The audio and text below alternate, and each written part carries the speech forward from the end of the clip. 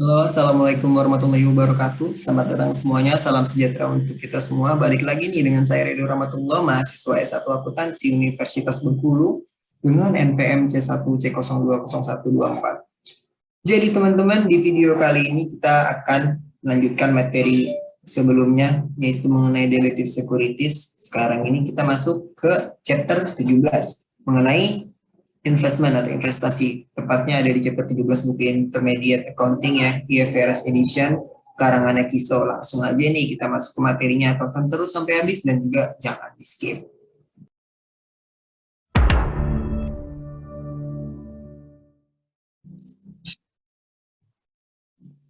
Oke, investment. Pertama itu kita bakal membahas tentang akuntansi untuk aset keuangan. Aset keuangan adalah kas, investasi ekuitas perusahaan lainnya, misalnya saham biasa atau juga saham preferensi atau saham preferen, atau hak kontraktual untuk menerima uang dari pihak lain, misalnya kredit, tagihan, dan juga obligasi. Dasar pengukuran dan juga pendekatan. IFRS menghendaki agar perusahaan mengukur aset finansial berdasarkan dua kriteria. Pertama itu modal bisnis perusahaan untuk mengelola aset keuangan dan karakteristik arus kas kontraktual aset keuangannya. Oke, pertama itu tentang investasi utang. Utang investasi yang ditandai dengan pembayaran kontrak pada tanggal tertentu. Pokok dan bunganya pada jumlah pokok yang luar biasanya itu perusahaan mengukur utang biaya investasi diamortisasi. Jika tujuan perseroan model bisnis adalah untuk memegang aset keuangan untuk mengumpulkan arus kas kontrak atau held for collection, biaya yang diamortisasi adalah biaya perolehan atau akuisisi yang disesuaikan untuk memperhitungkan amortisasi, diskonto, atau premi. Jika dianggap tepat, nilai wajar atau fair value adalah jumlah yang digunakan bila instrumen keuangan dipertukarkan dalam transaksi berjalan antara pihak-pihak yang berkeinginan. Dalam investasi keuangan ini kita ngebahas tentang biaya amortisasi. Di dalam biaya amortisasi ini hanya debt investment yang dapat diukur biaya amortisasinya. Jika sebuah perusahaan seperti perusahaan asal Prancis Carrefour berinvestasi pada obligasi perusahaan asal Finlandia ya, Nokia, arus kas kontraktualnya akan menerima bunga selama obligasi dan pembayaran kembali pokok pada saat jatuh tempo. Jika strategi Carrefour untuk terus berinvestasi untuk menerima arus kas ini selama obligasi, ini merupakan strategi held for collection dan investasi akan diukur sampai jatuh tempo. Setelah biaya amortisasi, kita bahas tentang nilai wajarnya.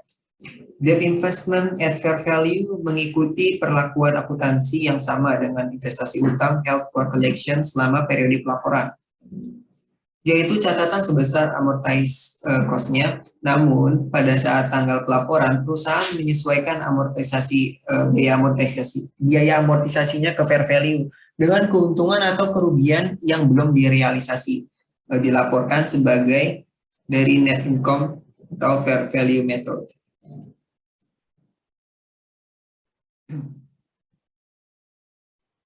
Penjualan investasi, jika perusahaan menjual obligasi dicatat sebagai investasi nilai wajar sebelum tanggal jatuh tempo, maka harus membuat entry untuk menghapus dari rekening investasi utang biaya diamortisasi obligasi dijual. Yang lain itu kita bahas di dalam investasi utang ini adalah nilai wajar opsinya. Perusahaan memiliki opsi untuk melaporkan aset keuangan pada nilai wajar. Opsinya adalah diterapkan berdasarkan instrumen-instrumen basis atau umumnya tersedia hanya ketika perusahaan pertama kali aset finansial atau menimbulkan kewajiban finansial. Jika sebuah perusahaan memilih untuk menggunakan opsi fair value, perusahaan mengukur instrumen ini fair value sampai perusahaan tidak lagi mempunyai kepemilikan. Setelah itu kita tadi udah ngebahas tentang investasi di utang ya, sekarang itu investasi ekuitas. Investasi ekuitas atau equity investment ini merepresentasikan kepemilikan saham biasa, saham preferen, dan juga kapital lainnya. Investasi ekuitas juga mencakup hak untuk memperoleh atau melepaskan bagian kepemilikan dengan harga yang sudah disepakati atau yang dapat ditentukan sebagai waran dan rights. Biaya investasi ekuitas mencakup harga sekuritas, komisi, dan fee broker dicatat sebagai biaya.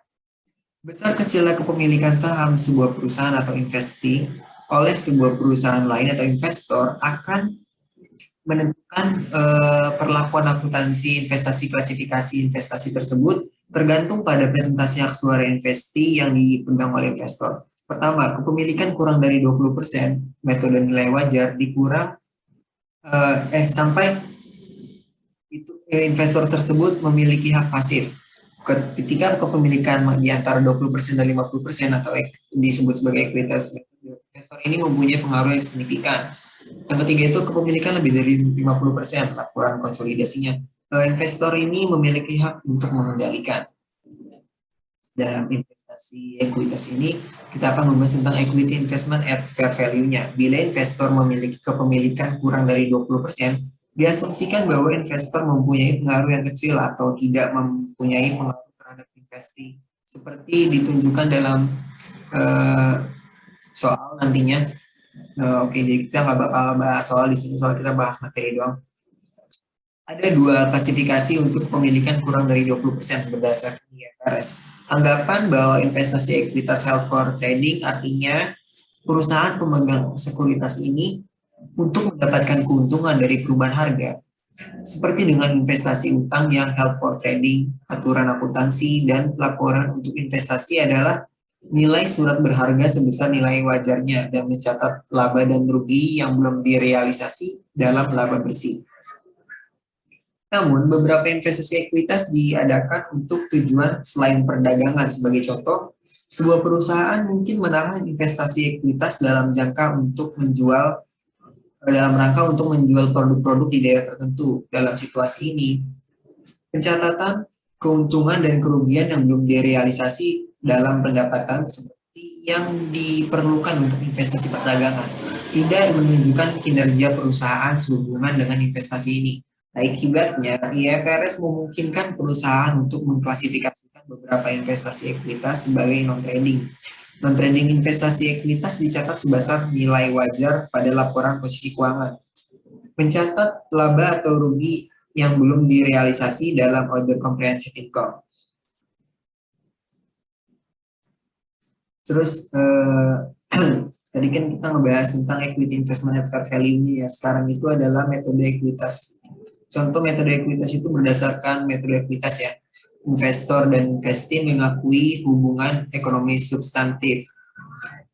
Perusahaan ini awalnya mencatat investasi pada biaya saham yang diperoleh, tetapi kemudian disesuaikan pada setiap periode untuk memperhitungkan perubahan aktiva bersih investasi, yaitu jumlah tercatat investasi secara periodik ditambah atau dikurangi dengan bagian proporsional investor atas laba atau rugi investasi dan dikurangi dengan semua dividen yang diterima investor dari investasi. Metode ekuitas mengakui bahwa laba investasi meningkatkan aktiva bersih investasi dan bahwa kerugian investasi dan dividen investasi menurunkan aktiva bersih tersebut.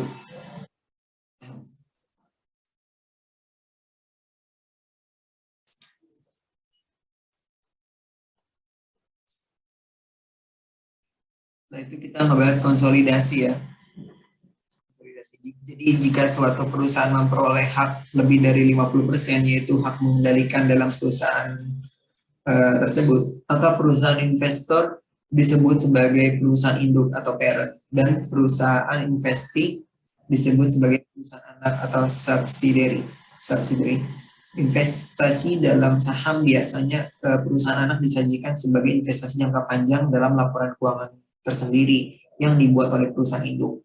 Apabila perusahaan induk memberlakukan perusahaan anak sebagai suatu investasi, maka yang biasanya dibuat adalah laporan keuangan konsolidasi. Oke. Ketiga itu adalah kita bakal ngebahas tentang masalah pelaporan lainnya. Nah, itu mengenai penurunan nilai. Setiap investasi harus dievaluasi pada setiap tanggal pelaporan untuk menentukan apakah investasi ini mengalami penurunan nilai yang bersifat tidak temporer. Kepelitan atau krisis likuiditas signifikan yang dialami investasi adalah contoh-contoh situasi yang menunjukkan hilangnya nilai itu bagi investor mungkin bersifat permanen. Jika penurunan itu dianggap tidak temporer, maka dasar biaya dari setiap sekuritas diturunkan sampai ke dasar biaya yang baru. Jumlah penurunan itu diperhitungkan sebagai kerugian yang direalisasikan dan karenanya dimasukkan dalam laba bersih. Untuk sekuritas hutang, pengujian penurunan nilai ditunjukkan untuk menentukan apakah kemungkinan besar bahwa investor tidak akan menagih seluruh jumlah yang terutang menurut persyaratan kontraktualnya. Impairment loss ini dihitung sebagai selisih antara nilai buku plus piutang bunga dan arus kas masa mendatang ekspektasian yang didiskontokan dengan menggunakan investment historical effective interest rate. Setelah membahas tentang penurunan nilai, kita membahas tentang transfer antara kategori. Transferring sebuah investasi dari satu kategori ke kategori lainnya seharusnya hanya terjadi ketika bisnis model untuk mengelola investasi berubah dan juga ISB mengharapkan perubahan ini tidak sering terjadi ya. Perusahaan memberlakukan perubahan antar klasifikasi ini prospectively pada awal periode akuntansi setelah perubahan dalam model bisnis. Nah, transfer antara kategori, kita membahas tentang kontroversi nilai wajar. Pertama itu pengukuran berdasarkan bisnis model. Kedua, gains trading. Ketiga, liabilitas tidak dinilai secara wajar atau fair value. Terus fair value-nya, fair final comment.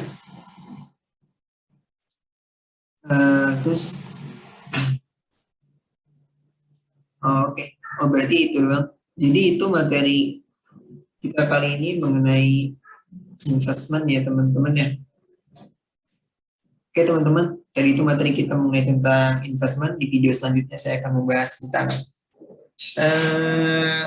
revenue recognition ya, di chapter 18 ya. Kalau kita kenal itu sebagai pendapatan kontrak konstruksi gitu ya teman-teman.